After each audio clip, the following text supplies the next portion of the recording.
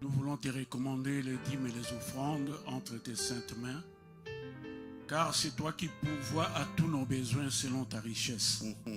Bénis chacune des personnes qui a pu offrir, Seigneur, car tu es le Dieu de multiplication. Multiplie-leur l'avoir, Seigneur, afin qu'ils ne manquent jamais de rien dans ton assemblée, dans ton église, dans ta maison, pour l'avancement de ton œuvre.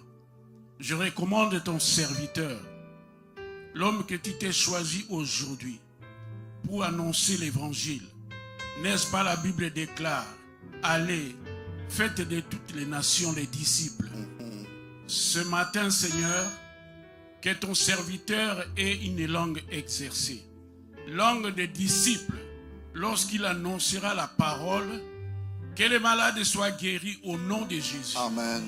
Que les boiteux spirituels marchent au nom de Jésus. Amen. Et que les aveugles voient au nom de Jésus. Amen. Que tous ceux qui sont dans la pauvreté deviennent riches au nom de Jésus. Amen. Et que celui qui est malade soit guéri. Père, je recommande l'assemblée en tes saintes mains. Que l'Esprit de Dieu, l'Esprit de vie, vivifie chacun de nous ce matin. Afin que, Seigneur, nos corps soient disposés pour ta seule gloire. Au nom de Jésus, nous avons ainsi prié. Amen. Amen. Amen. Nous acclamons le Seigneur. Nous pouvons nous asseoir confortablement dans la présence de Dieu. Amen. Amen. Cet après-midi, nous avons l'honneur et le privilège d'avoir le pasteur Bob Kalonji au milieu de nous. C'est lui l'orateur du jour. Nous acclamons le Seigneur Jésus. Alléluia. Alléluia, alléluia, alléluia. N'est-ce pas qu'il est Dieu dans les cieux? N'est-ce pas qu'il est Dieu sur la terre? N'est-ce pas qu'entre sa main, il y a la force et la puissance? N'est-ce pas qu'il règne sur le royaume des nations? Et son nom, c'est Jésus. Alléluia. Acclamez pour ce Dieu-là. Amen. Nous bénissons encore Dieu cet après-midi pour le privilège qu'il nous accorde, afin que nous puissions annoncer la parole de Dieu. Alléluia. Alors chaque fois que vous venez dans la présence de Dieu ou à l'église, vous ne venez pas pour un homme, mais vous venez pour entendre les oracles de l'Éternel. Dis à quelqu'un les oracles de Dieu. Et la Bible dit que chaque fois que la parole a été annoncée, si cette parole trouve de la place ou trouve la foi dans la vie d'une personne, et cette parole opère de miracles. Alléluia. So, ce matin, si ton cœur est disposé, et tu recevras ton miracle. Dis à ton voisin, je recevrai mon miracle. Dis plutôt, je reçois mon miracle. Acclamons l'Éternel.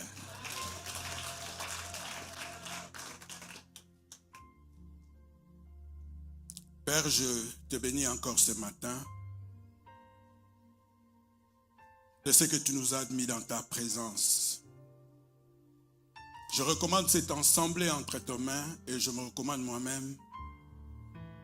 Afin que ce que tu as préparé pour nous ce matin, que tu puisses nous l'accorder.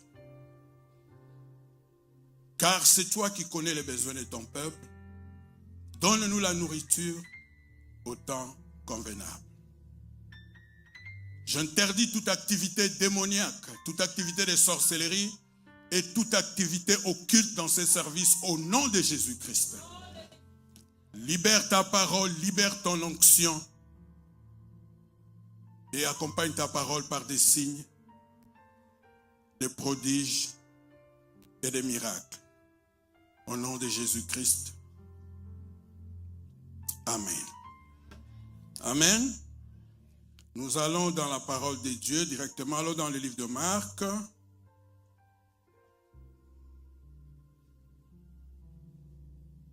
J'espère qu'on a tous des Bibles. Hein? On ne vient pas à l'église sans nos Bibles, on doit quand même lire. Pour être sûr que ce que le prédicateur est en train de dire est vrai. Amen. Marc chapitre 8.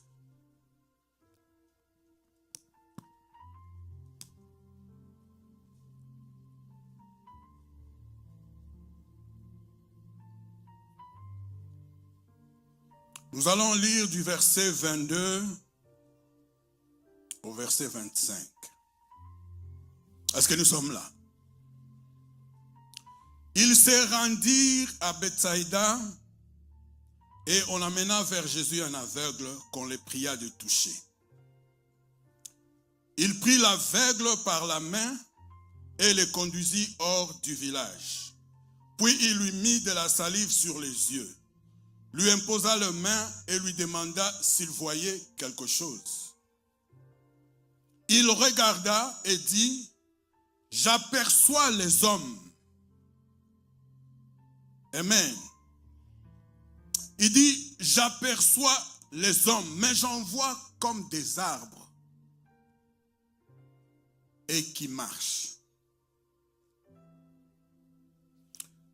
Jésus lui mit de nouveau les mains sur les yeux et quand l'aveugle regarda fixement,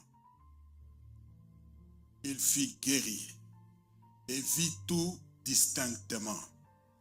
Dis quelqu'un, il vit tout distinctement. Dis à quelqu'un, il vit tout distinctement. Dis que je verrai tout distinctement. Il n'y aura pas d'ambiguïté, mais je verrai distinctement. Quand tu l'auras fini avec moi, je verrai distinctement. Alléluia, alléluia, alléluia. Donc nous voyons ici Jésus à Bethsaïda. La ville natale de Philippe, l'apôtre Philippe, Simon-Pierre et André. C'est leur village. C'est là où Jésus les avait rencontré Pierre en train de prêcher ou de pêcher le poisson.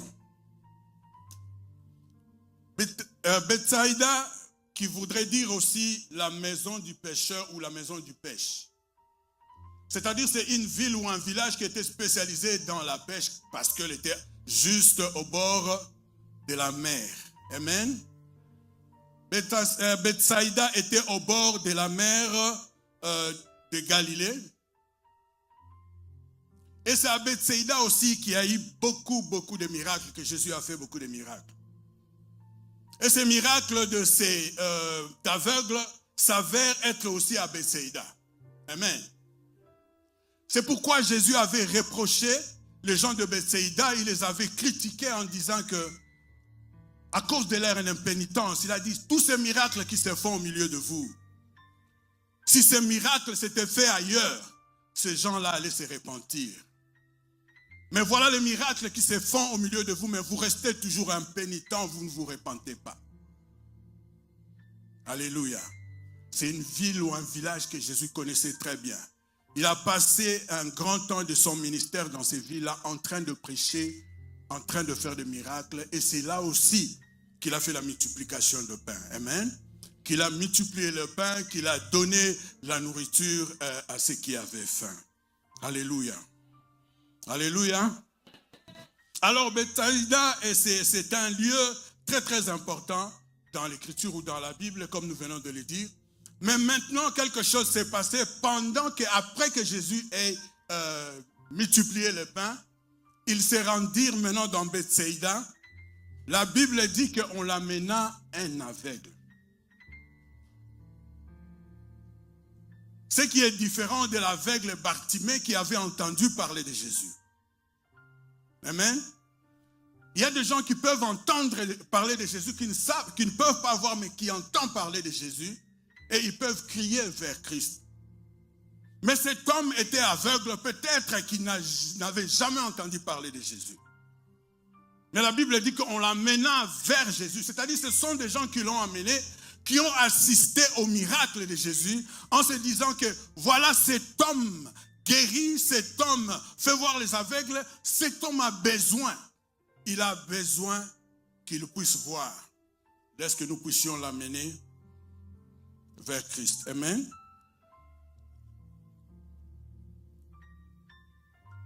Il y a un très grand enseignement dans ces passages, dans ces petits morceaux. C'est parce que deux fois quand nous connaissons ou nous avons des gens qui sont aveugles, qui ne connaissent pas Christ, c'est nous qui devions les amener vers Dieu. C'est nous qui devions les ramener vers Christ, afin que Christ puisse les toucher, qu'ils voient. Parce que quand on ne connaît pas encore Christ, on est aveugle. Mais ces gens-là connaissant, ils ont eu dans leur cœur, ils disent, mais cet homme, ça fait longtemps qu'il est là, il ne voit pas. Mais nous avons vu Jésus performer des miracles. Il est là, nous allons amener cet homme vers lui. Ils amenèrent cet homme vers Jésus, afin que Jésus puisse les toucher et pour qu'il puisse recouvrir la vie. Combien de gens que tu amènes à Christ pour que Jésus fasse quelque chose dans leur vie, pour que Jésus puisse les toucher. Alléluia. Tu viens seul à l'église, tu reçois, tu es béni, mais ton voisin, ta famille, ton mari, ta femme, tes enfants, qu'en fais-tu? Est-ce que tu les amènes vers Jésus afin que Christ puisse les toucher? Amen. Et la Bible nous dit aussi que Jésus le prit par la main et il l'amena ou le conduisit hors du village. Le titre de mon message, il me tient la main. Amen. Dis à quelqu'un, il me tient la main. Dis à quelqu'un, il me tient la main. Même si tu n'as pas encore vu ce qu'il est en train de faire dans ma vie, je dis qu'il me tient la main. J'ai dit que Jésus ne m'a pas lâché, il est en train de travailler. C'est pourquoi il a amené hors du village, afin qu'il puisse avoir un tête-à-tête, one-on-one. Alléluia. Les gens ne pouvaient pas voir, mais qu'est-ce qui se passe dans la vie de cet homme? On l'a amené pour que Jésus puisse le guérir, mais il a disparu au milieu de nous. Jésus va te retirer. Jésus va faire que les gens ne voient pas ce qu'il est en train de faire dans ta vie. Mais il te tient la main. Il n'a pas encore laissé ou t'a abandonné jusqu'à ce qu'il va finir ce qu'il a commencé avec toi. La Bible dit qu'il l'amène et il toucha ses yeux, il mit de la salive. Il lui pose la question, est-ce que tu vois quelque chose? Il ne dit pas, est-ce que tu as vu? Il demande, est-ce que tu vois quelque chose? Alléluia. La Bible déclare que cet homme dit, je vois les hommes comme les arbres. Alléluia.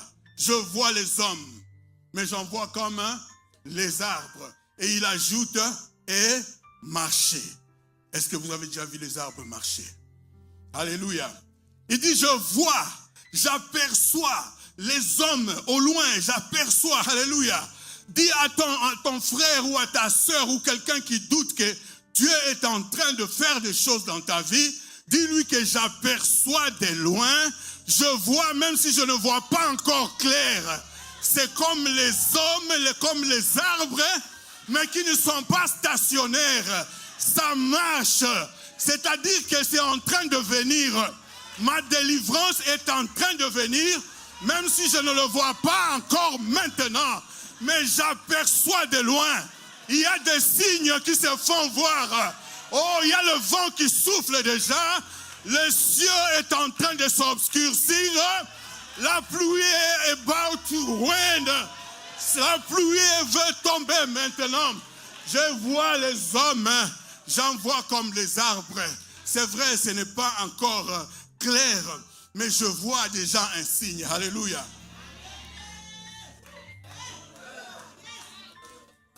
Il y a un signe déjà. J'aperçois les hommes, mais un peu de confusion, comme des arbres. Mais qu'est-ce qui se passe? Qu'est-ce qui se passe? Il dit, je ne sais pas, mais je ne comprends pas. Je commence à sentir des choses dans mon ventre. Des fois, je sens, des fois, Il dit, c'est comme si, mais ces choses-là ne sont pas stationnées. Ça marche. Ça vient vers toi. C'est en train de venir. Aussi longtemps que ce n'est pas encore venu, il te tient la main. Dis qu'il me tient la main.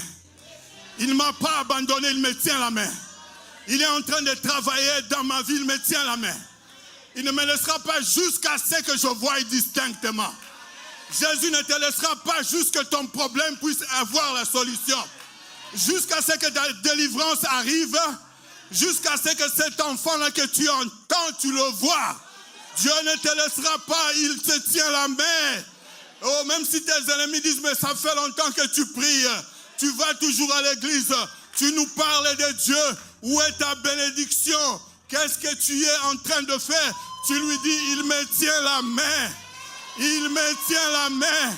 Parce que j'aperçois les hommes comme les arbres. Je commence à voir des signes. Je ne vois pas clairement, mais je vois quelque chose qui marche et qui vient vers moi. Je dis à quelqu'un, ta délivrance est en train de venir. Je dis à quelqu'un, ta guérison est en train de venir. Je dis à quelqu'un, ta maternité est en train de venir. Je dis à quelqu'un, tes richesses sont en train de venir. Même si c'est un peu ambigu, mais à la fin de toutes choses. Écoutez ceci, écoutez ceci. Il dit ceci, il dit, est-ce que tu vois quelque chose? Donc quand Jésus est en train de travailler dans ta vie,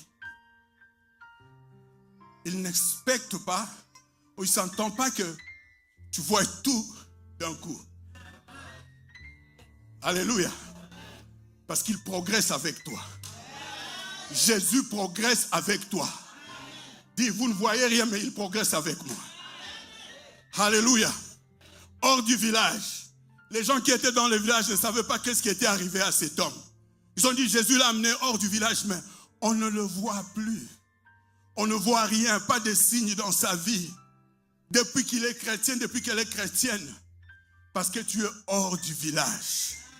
Dieu te cache pour faire de grandes choses dans ta vie. Il va te sortir quand tu verras distinctement, quand ton problème sera résolu complètement. Alléluia. J'ai une bonne nouvelle pour toi. Celui qui a commencé en toi, il ne s'arrêtera pas jusqu'à ce qu'il finisse ce qu'il a commencé. Jusqu'à ce qu'il finisse ce qu'il a commencé. L'homme s'arrête parce qu'il est fatigué ou il manque de moyens. Mais Dieu ne manque pas de moyens. Il commence avec toi.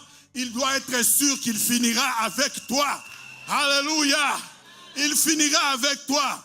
C'est pourquoi Job dira, mon Rédempteur est vivant.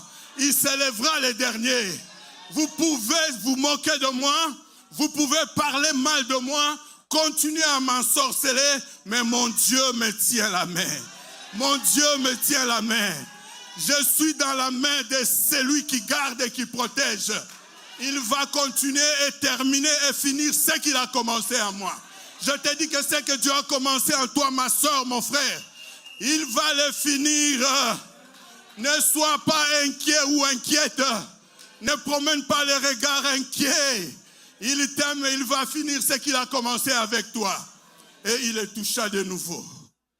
Alléluia. Et la Bible déclare qu'il vit, il regarda cette fois-là. Et il vit distinctement. Amen. Il vit distinctement. Ces arbres, ces hommes qui étaient comme des arbres qui marchaient. Ils ont marché jusqu'à lui.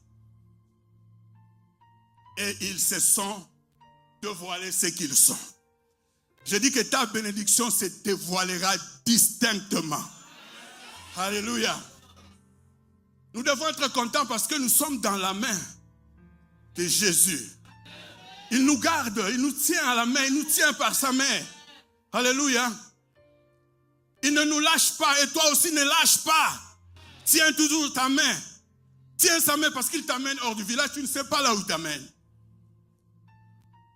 Tu le suis. Parce que tu es un aveugle, aveuglement tu le suis. C'est comme nous suivons le Saint-Esprit aveuglement. Quand il nous dit d'aller ici, nous allons. Allons là-bas, nous allons. Parce qu'il connaît les chemins.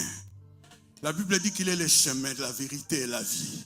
C'est lui qui va toucher ta vie. C'est lui qui va opérer de grandes choses dans ta vie parce qu'il te tient.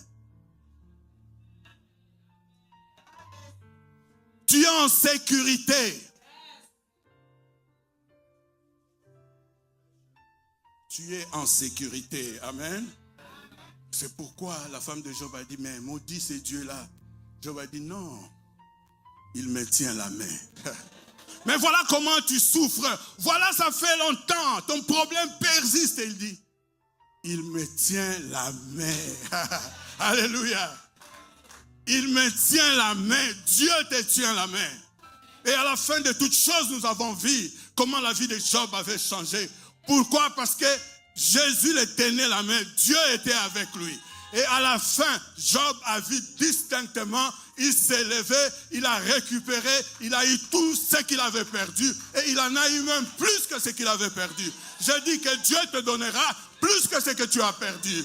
Dieu te donnera plus que ce que tu as perdu. La force te sera donnée, la guérison te sera donnée, les bénédictions te seront données.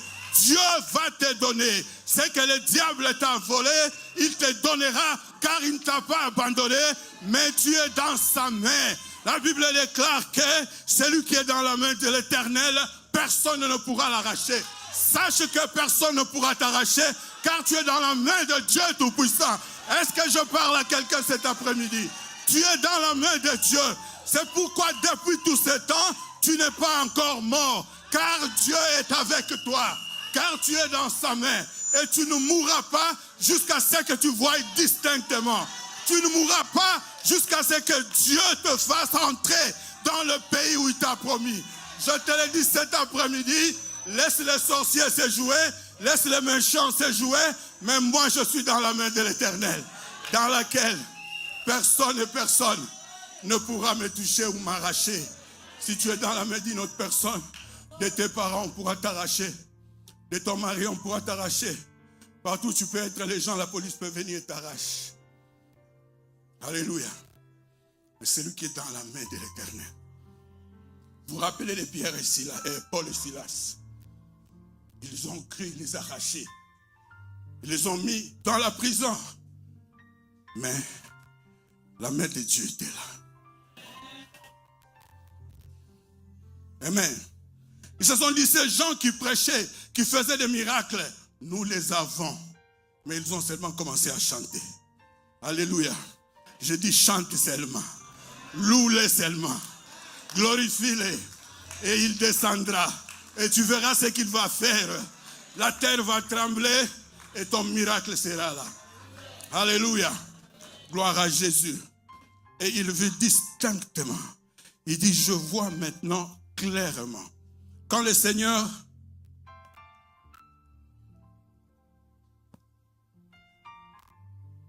quand Dieu travaille avec toi, des fois tu vois comme si les choses n'avancent pas.